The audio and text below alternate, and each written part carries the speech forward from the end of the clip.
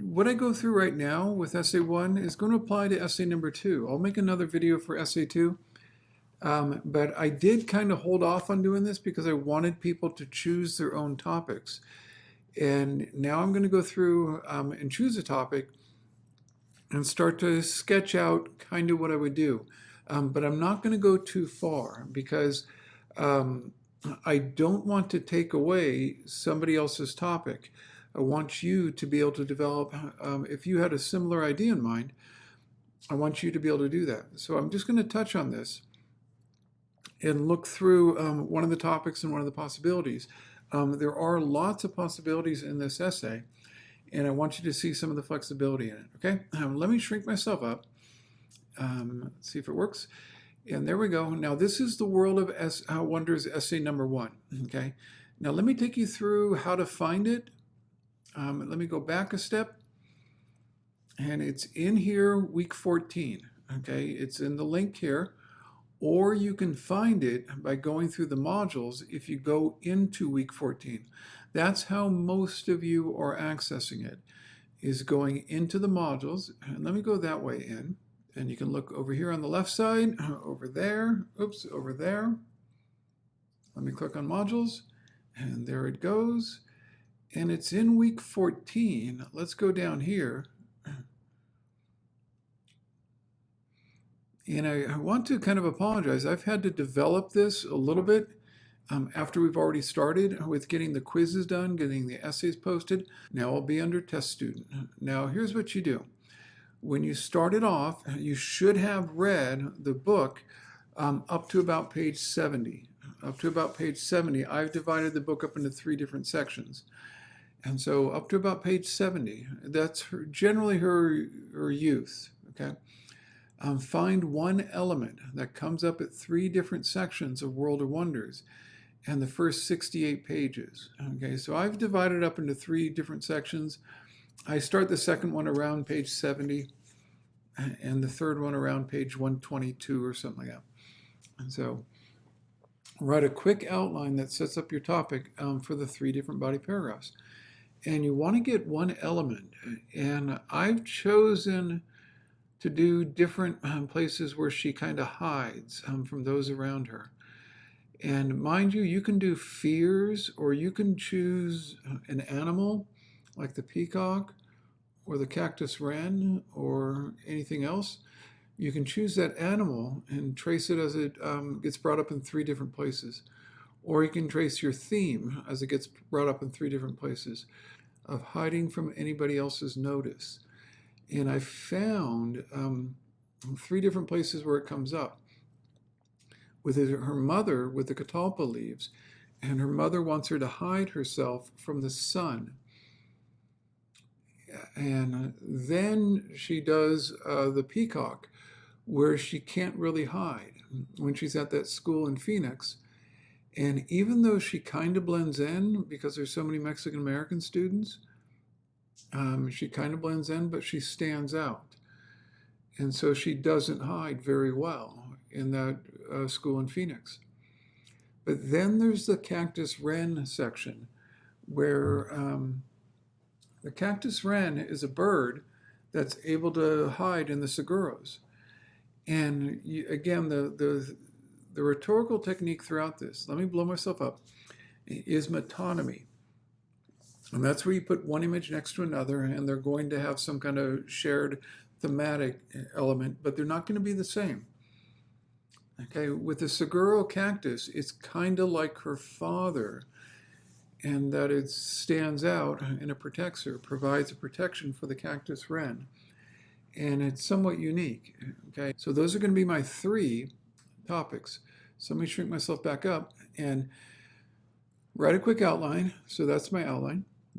And for the topic of the different paragraphs, then come up with your answer to the question. That answer needs to be stated in a single sentence at the top of the essay. That's going to be my thesis that I'm going to write right here. Okay? And then I'm going to write 3 body paragraphs. And you can already tell what my body paragraphs are going to be about the catalpa tree, about the peacock, and about the cactus wren. Those are going to be my 3 body paragraphs.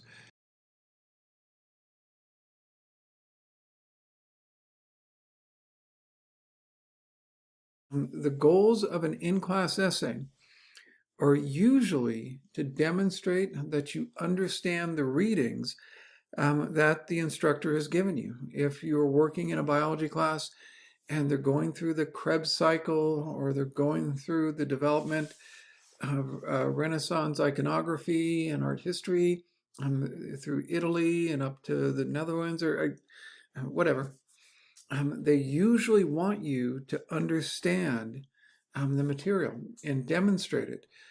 And so, two of the things we're going to be doing in the body paragraphs is demonstrating that we understand what's going on in the book here or there or there. And we can identify a theme here, here, and here. And then also that we've somehow reflected upon it. So let me shrink myself up for a bit, because that's always better.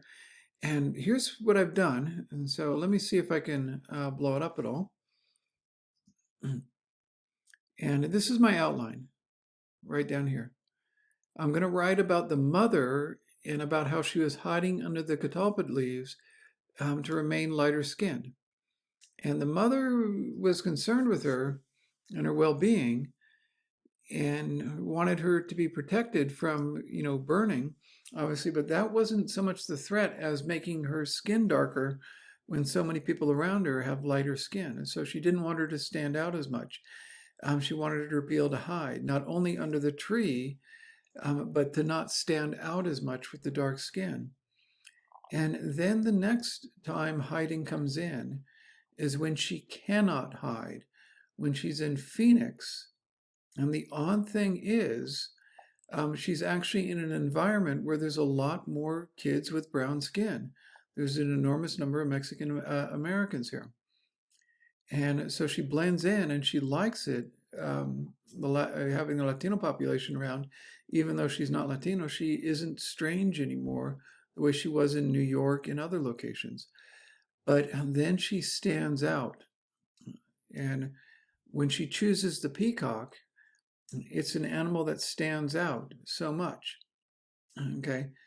And that's what she stands out because she's not Mexican American.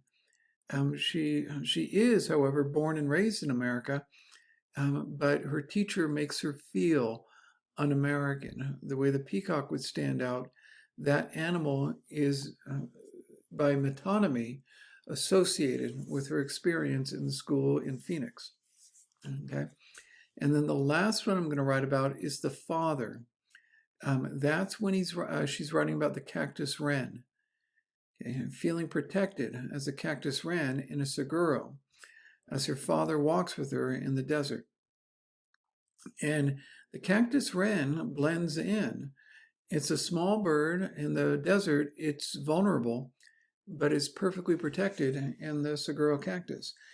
And that's what her father provides, is a protection in an environment where she can be, where she doesn't feel vulnerable to others.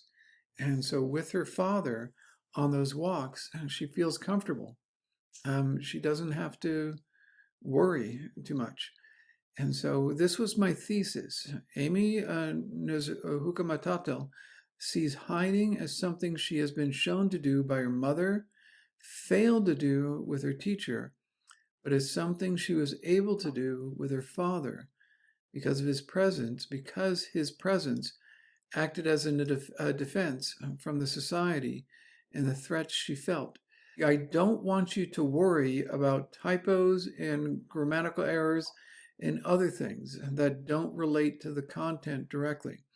When you do a take-home essay, you do want to worry about that. In this essay, I really want you to focus on the content of what you're writing about more than anything else. Don't worry about all that. Worry about getting the detail down. Make sure you understand the different scenes in the book and have a good handle on it. I'm going to right now write my 3 body paragraphs, and then I'll come back and I'll show you what I have. Okay? Take care, guys. 1 second. I've written a good deal. I haven't written that much, but I don't want to write more than I've done because I really don't want to step into certain areas where many of you may be working. So what I've done is I've written out, obviously, the thesis statement, and I have the first body paragraph written. The second two I haven't written because I want to leave those topics up to you if you want to write about them. So let me shrink myself up. And this is what I have. And here is the thesis statement again. Whoops, a little too far. Amy Nezuko Matato sees hiding as something she has been shown to do by her mother, failed to do with her teacher, but as something she was able to do with her father because his presence acted as a defense from society and the threats she felt. Okay, and that's an okay thesis. I can develop a little bit with the teacher right here. I can develop a little bit from the mother. But I'll come back to that. And here's my body paragraph. This is the kind of thing I'm looking for. Now, I've separated the thesis right here from the first body paragraph by a return, okay? So I want to start, indenting doesn't work quite as well. Let's see if it does. Yeah, it's not working on my computer. So I put an extra return in there. And then the first body paragraph does this. Nezuko Matato learns to hide from the sun's rays when she is a child, when her mother tells her to use the catalpa leaves for the shade they provide. And that's not a great sentence. I use when twice. But I'm not going to worry about that. I'm not going to make everything perfect. Notice it is a dependent clause. I strongly urge you to try those out. The whens, because, if, since, all those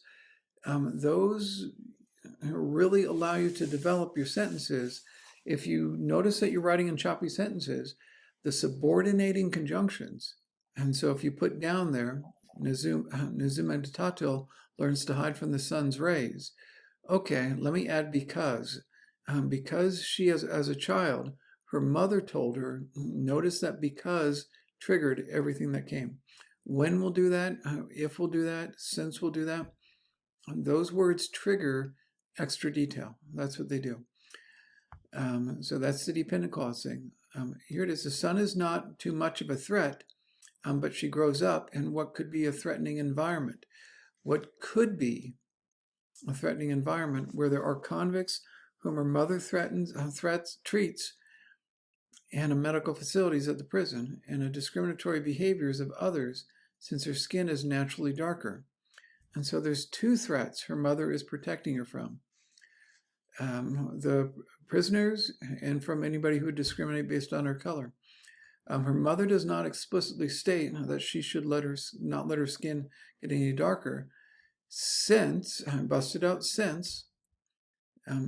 would make her stand out, and her mother does not state the nature of the threats that the convicts could pose to her as a child. But she does give Nezuko Matato a sense that the world is threatening and that she needs to take precautions. That's what I'm going to say is sticking with her. The catalpa leaves give her a sense that her skin makes her vulnerable to the hostilities of others just by its ability to darken from sunlight. And so that was something I thought of while I was writing.